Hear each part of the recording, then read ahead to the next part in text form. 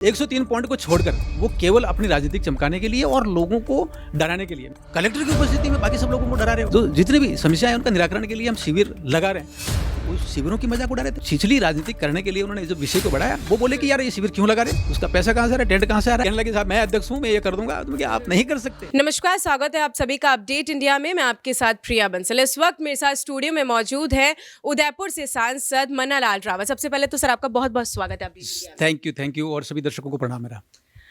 Sir आप सांसद हैं और उदयपुर की अगर बात करें तो उदयपुर एक पर्यटकों के लिए भी काफ़ी ज़्यादा विशेषता मानी जाती है, और साथ में अगर हम आने वाले वक्त की बात करें तो आप उदयपुर क्षेत्र के लिए क्या कुछ नई जो है सौगातें लेकर आने वाली? बिल्कुल प्रिया जी, आपने सही कहा कि उदयपुर अभी वेडिंग डेस्टिनेशन के लिए पूरे वर्ल्ड में फेमस हुआ है।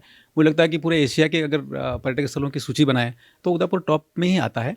वहाँ नेचर का दिया हुआ सब कुछ है, पहाड़ है, झीलें हैं, बहुत अच्छी टोपोग्राफी है, वनस्पति है, बहुत सारे अभयारण्य हैं, सब कुछ है, और एक बहुत सुंदर इतिहास है जिसमें आन बान शान सब कुछ है। मुझे लगता है ये सब आकर्षित तो करता है, लेकिन हमने एक विषय चलाया है, स्वदेश दर्शन योजना में भी विषय आगे बढ़ाया है, और माननीय नरेंद्र भाई मोदी जी ने ये कहा है कि विकसित भारत 2047 होगा।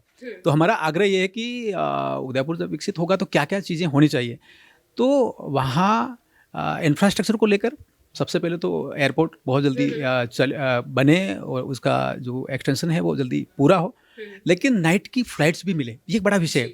दूसरा, जब उदयपुर से हैं तो ये कनेक्टिविटी की रेल भी बहुत महत्वपूर्ण है। तो दक्षिण भारत में काफ़ी लोग जाते हैं, तो अहमदाबाद होकर सीधी वंदे भारत मुंबई तक भी चल सकती है, वो सूरत भी चल सकती है। एक वो विषय चलाया, भोपाल भी कनेक्ट हो सकता है मध्य भारत के साथ, और दिल्ली भी दिन में ट्रेन हो, ये विषय भी आगे बढ़ा है। लेकिन सबसे बड़ा विषय जनता से जुड़ा हुआ है, वो है पानी। अगर जल संरक्षण होगा तो सारी झीलें भरी हुई रहेंगी। मुझे लगता है जनता तो आकर्षित होगी, पर्यटक भी आकर्षित होंगे, लेकिन जो वहाँ की इकोनॉमी है उसमें भी एक बड़ा बूम आएगा। साथ ही साथ शहर बहुत ज़्यादा ओवरलोडेड नहीं हो जाए यातायात से, तो उसको कहीं डिसेंट्रलाइज करना पड़ेगा। वो विषय भी हमने आगे बढ़ाए, और जनता के स्किलिंग को लेकर और लोकल रूप से हम कैसे रोजगार के साधन सृजित कर सकते हैं, वो भी है। एक जैसलमेर एशिया की सबसे बड़ी मीठे पानी की झीलें बने, वहाँ पर भी रोजगार की काफ़ी संभावना है और पर्यटकों को जोड़ने की संभावना है। ऐसे विषय सारे आगे बढ़ाएं। तो देखा जाए तो आने वाले वक्त में उदयपुर को काफ़ी सारी सौगातों से जो है नवाजा जा सकता है।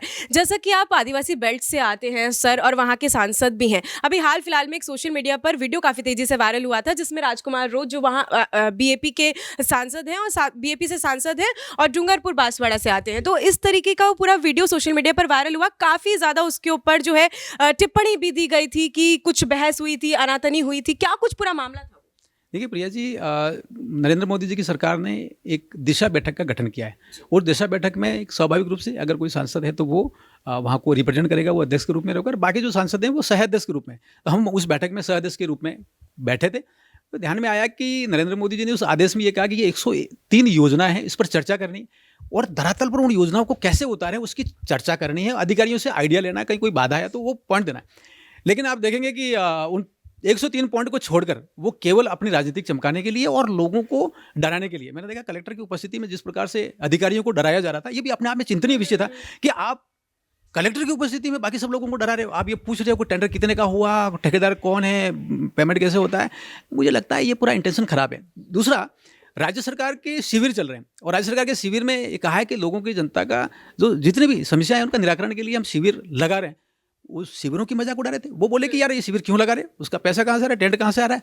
मुझे लगता है एक छिछली राजनीति करने के लिए उन्होंने जो विषय को बढ़ाया, हमने कहा कि 103 बिंदु उससे बाहर आप नहीं जा सकते, उसी पे विचार करें। तो वो अपने अहंकार में कहने लगे साहब मैं अध्यक्ष हूँ, मैं ये कर दूंगा। तो आप नहीं कर सकते, आप नरेंद्र मोदी जी की, माननीय प्रधानमंत्री जी के आदेश की अवहेलना नहीं कर सकते। ये आग्रह जब किया तो मुझे लगता है बाकी सारी बात उन्होंने आगे बढ़ा दी, बात का बंधन हुआ। चलिए ठीक है, ये थे हमारे साथ सांसद मन्नालाल रावत। इन्होंने बताया कि किस तरीके से वो सोशल मीडिया पर पूरा वीडियो वायरल हुआ था। मैं आपके साथ प्रिया बंसल, और आप देख रहे हैं अपडेट इंडिया।